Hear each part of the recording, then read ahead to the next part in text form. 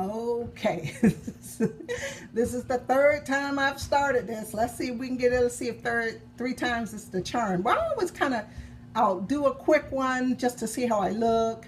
Then I'll do another one, and I'll most of the time it's the second one, but this time it's the third one because heaven only knows. And somebody asked me what that black square is back there. That's the Jellison windows to my powder room. That's what that is there. And you know those ones that you know open and close like that. That's what that square is. That well, you know, the abstract painting over there. But yeah, this has been a very productive week. For one thing, I've worked out all 5 days. I think I was saying that it was Wednesday. No, it was Friday or Saturday that I decided Monday I'm working out. If even if it's one walking mile, if it's 15 minutes, I'm working out. And it's no good unless it's 30 minutes. And they say 3 times a week, but 3 times a week is not enough for me because I'm trying to lose. I'm trying to burn calories. I'm trying to lose.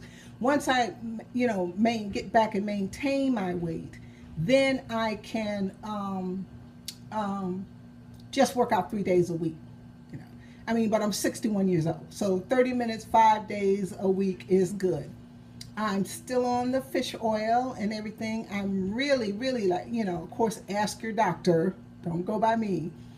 But the fish oil is really, really helping my concentration and my mood and my patience, you know, and just the, you know, because what I do is I play a couple of hands of solitaire, spider solitaire before I work, just to get the juices flowing in my brain.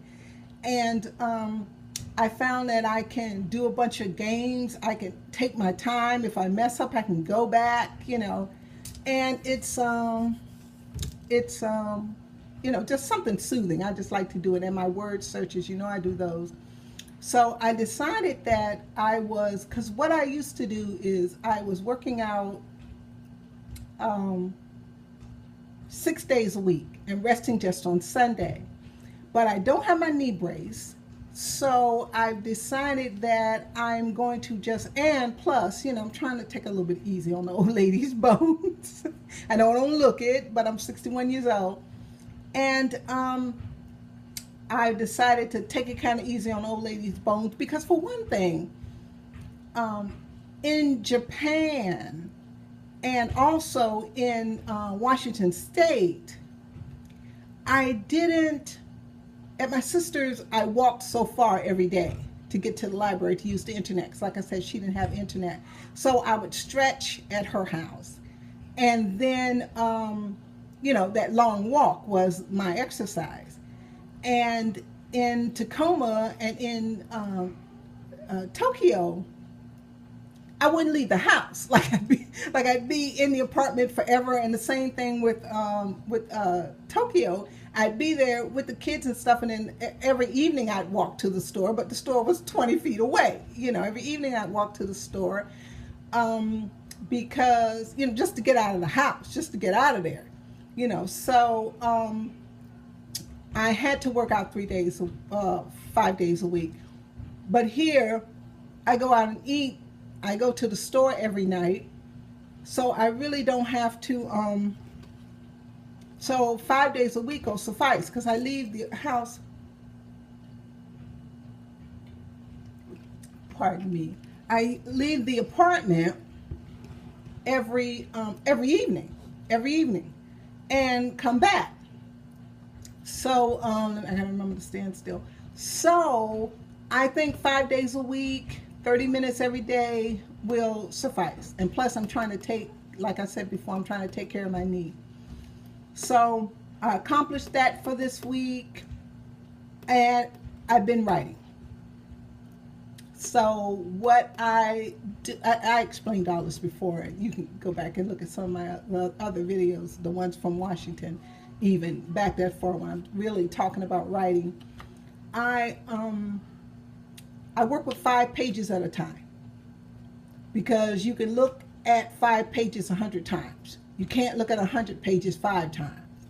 So that's how I fine tune it. That's how I get the perfection. That's how I get the right words. That's how I get, everything. So what I do is I write 5 pages. Usually, usually the first go around, sometimes it's 3, sometimes it's 3.5. It might be 4.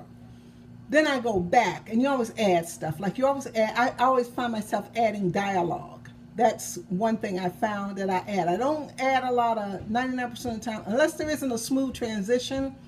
99% of the times I don't really add a lot of narration, but I do add dialogue. And I have to add some more dialogue because I don't like how it ended. But anyway, they're at the beach house. They went for their walk, and she's seeing the sunset, and he's standing beside her, hugging her while they look at the sunset and all that. And then he's cooked her dinner, and and she goes to take a bath, I guess. And because she's really nervous because she's thinking, oh my gosh, what am I doing here with this man? This is a very dangerous man, and I'm here with him. Like she comes down off the estrogen, and she, because she's thinking with another part of her body, not her brain. And up to this point, and after she has her bath, she kind of cools off, and she's like, am I crazy? I am here with this dangerous man. I can't get away. Am I nuts? What's going on? And she's happy because he's turned, like I think I said the other day, he's turned quiet. He's very, very quiet, very, contemplating, and he's like, and she's wondering what's going on with him, what's the matter. So she goes in, she takes her bath, she comes back out, and I was trying to think. I didn't know, at first I had them in the living room, and I had him kind of, bullying her around, making her dance for him or crawl to him or something I had going on in the living room. And I don't know when I came up with the kitchen, but I had always seen a scene for them something for them in the kitchen. And she takes her bath, and you know how you have to take your bath, you're dehydrated. So she goes into the kitchen to get a glass of water, and he comes up behind her. And I'm not going to give the whole thing away, and I don't know how I came up with this. I really couldn't think, because I didn't really want him hitting her like their first time, or chaining her to the wall, for their very first time. That's coming, but he doesn't do that the first night, because he's kind of got to feel her out. And I think that's why he's so quiet, because he's contemplating and thinking, okay, how far can I go? What's she gonna put up with? But he's pretty much got her number. He's pretty much realizing that he kind of can get away with her, with just about anything. So she's thinking to her, she comes out of the her bath, and she puts her robe on, and she goes, she comes out to the and it's one scene where she says he goes out and sits on the lanai in a chaise, and he's being really quiet. And so she goes out. She just wants, this is before she takes her bath, and she wants to go out and sit with him, but she doesn't want to bother him because he seems to have stuff on his mind. And so she goes and she sits beside him, and he takes her hand and kind of looks. I don't want to give everything away, but he gives her this look that just like, sends a chill through her spine, and she's like, oh my gosh, So, but of course she went there to have sex. She went there to have sex. So anyway, so she knows it's coming, and she's been thinking about, how this is going to play out. And she had this romantic, fantasy. They were going to kiss forever, and he was going to hold her, and he was going to take her gently, and all this stuff like that. And I don't know why she thought that. I don't know why she thought that. Well, because of his letters. The letters were so gentle and intelligent and sweet, and with and he was so articulate, and well, I guess it's not articulate when you write, but he's so fluent with his writing, and she could tell he was well educated, and and stuff when he wrote to her. So I guess she's thinking that. But I'm thinking, you know, if you walk into my club in an SS uniform, I ain't gonna really think you're a gentle guy. But like I said, she's kind of blinded with kind of love and like my character in Autumn, my heroine, she's kind of sharp. You know what I mean? She's kind of sharp. This character, my nightclub singer, she's a little she's a little dull. I mean, but I don't really think of course she's a very intelligent woman, you know, she's in the resistance, you know, she's taking care of her daughter, she's taking care of some other children, and she's doing a lot of things that you know, that proves she's very intelligent. She's been to university, blah blah blah. But she's kind of dull when it comes to him. She's kind of, you know, well, I think it's because she wants it to be a certain way. And like I said, she had imagined this gentle love making he'd come to her, you know, in her room and, you know, all this crazy stuff like that.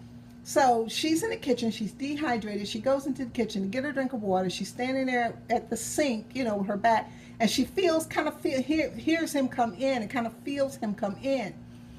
And he comes up behind her and puts something over her eyes, like a blindfold, like something silky, I guess, like a tie, I imagine, around her. Ooh, yeah, like his tie from his uniform. Ooh, that'd be creepy.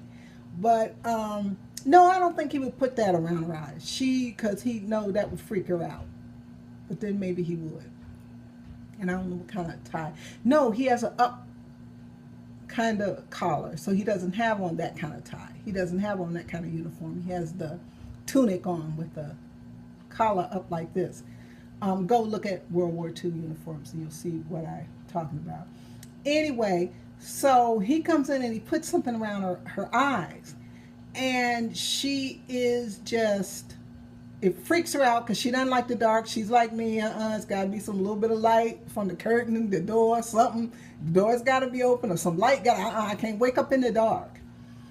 And so she really doesn't like the dark. And so she's, no, it's so dry.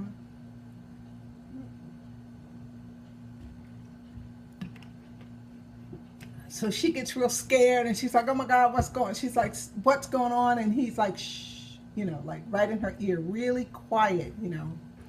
He's speaking really quietly. And she's like, what's going on? Take this off. I'm scared, you know.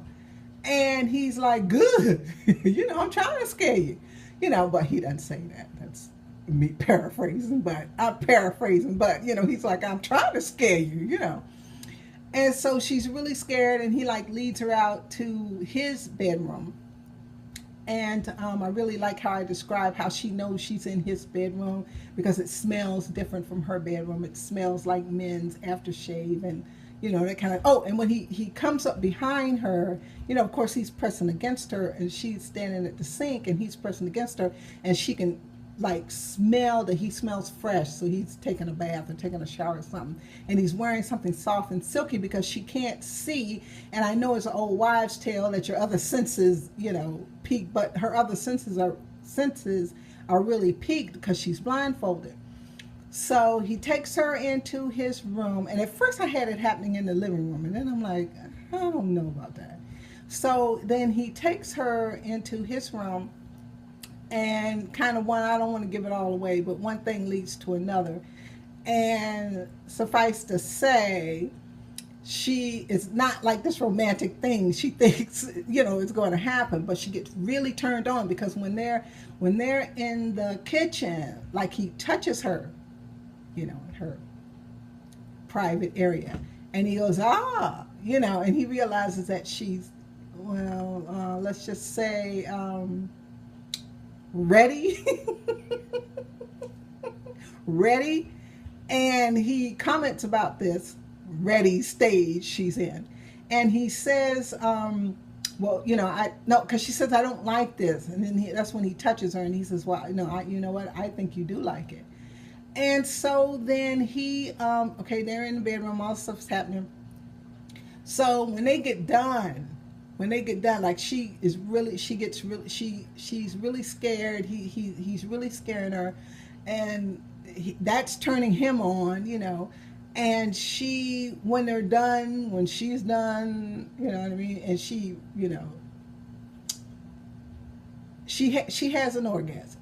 That way, I guess you could say orgasm on YouTube. I heard people say a lot of crazy stuff, but I don't know when my grandkids are gonna see this, my little funny people. So I don't even want to use, these kind of words. But by the time they see this, they'll be grown people and they'll know what that is. And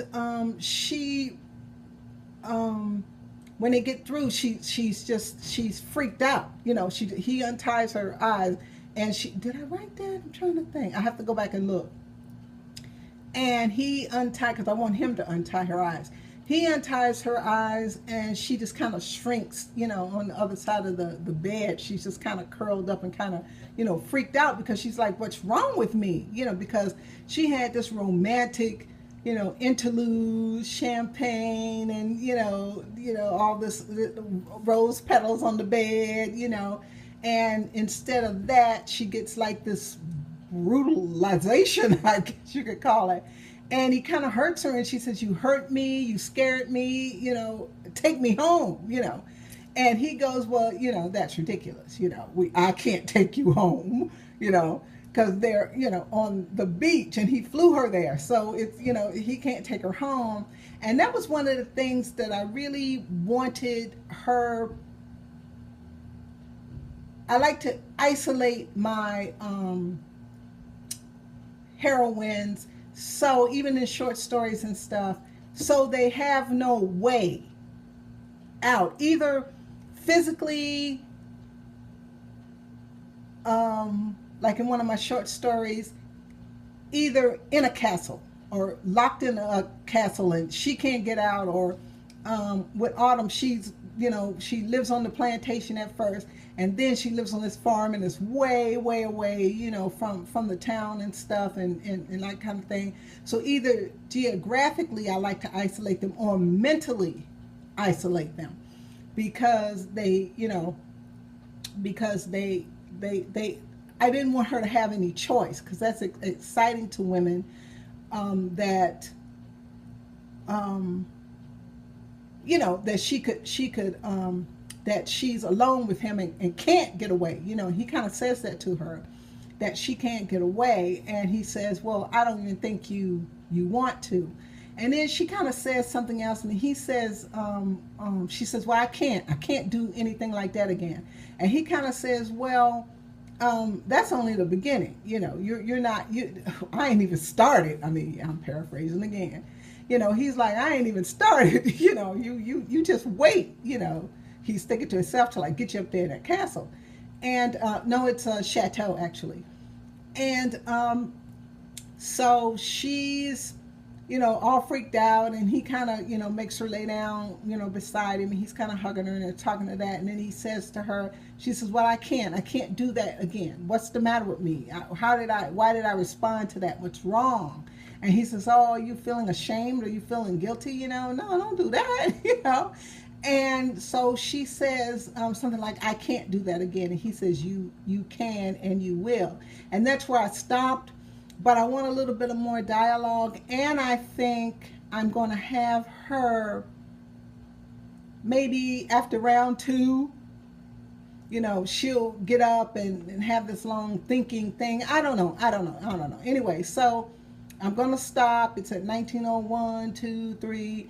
And because, actually, the last video I uploaded only took 4 hours, not 4.5. I was, surprised. But it's just that I don't have anything to do anymore. Like I said, there's something wrong with the TV. I really can't hear it. And to hear the little bit of TV so I can have something going on while I'm writing or whatever, I have to, I can't look at Facebook. I can't do anything else on the tablet, because the window, I guess, I don't know, has to be open. And then you have to sit there and babysit it, because it goes off and on and off and on. And I got to fix that. I got to stop the screen saving thing. It goes off it's a timer on it and it goes off after a certain amount of time. I got to fix that. Maybe even take that off because you have to sit there, and anyway, it's a mess. So the longer the video, the more time it takes, you know, for it to upload, and you know.